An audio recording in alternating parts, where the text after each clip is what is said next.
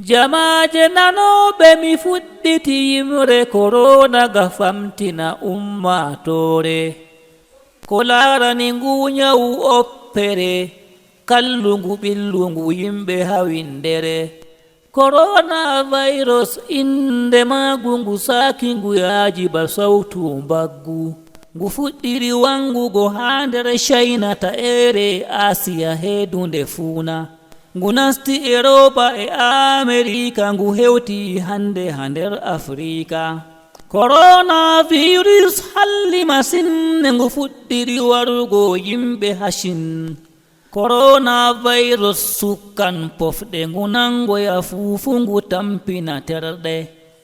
Ndamba nawko ngu fuɗɗirta nawugo terɗe ngu tokkinta.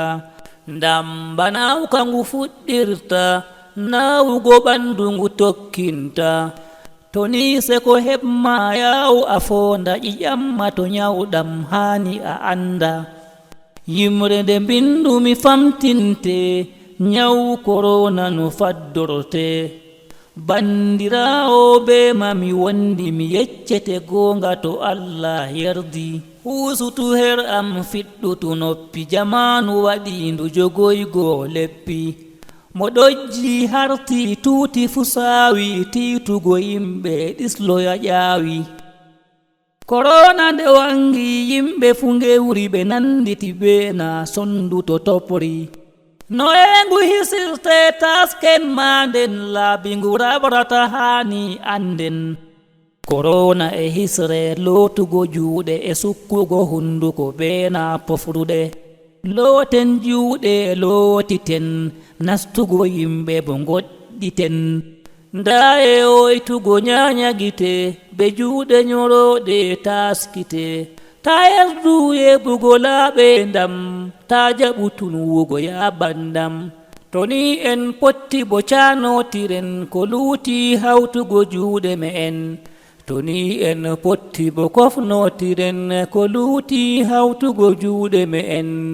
Goɗɗotiren bo hakkunde men fodde metago o caka men. Fodde fiyande ha caka men. Fiyande woore ha caka men.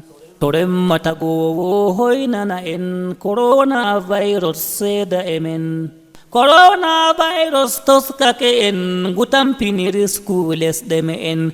Corona virus faddake en hawtugo juula ha nder gure men. Ngu mayni ɗuɗɓe hawindere nde ngu saldori ɓurduɓe be ande.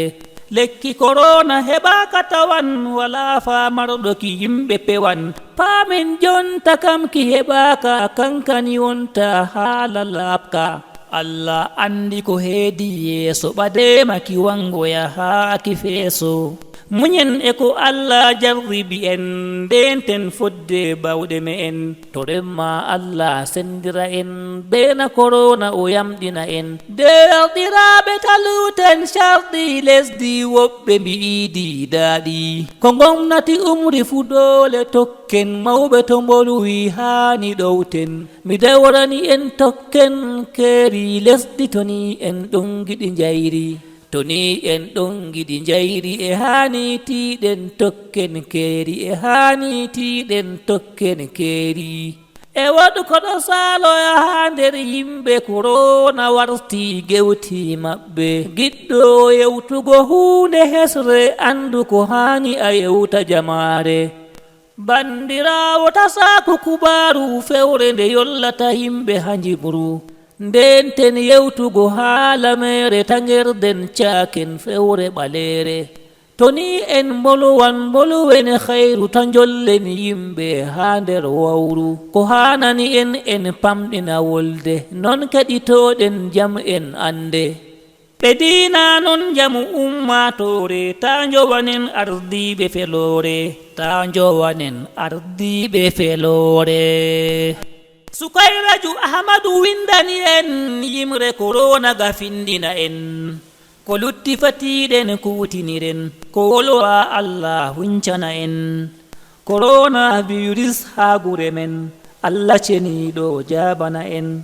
Ha banyo danyami mi famtini en. Cameroon lesdi giɗandi me'en.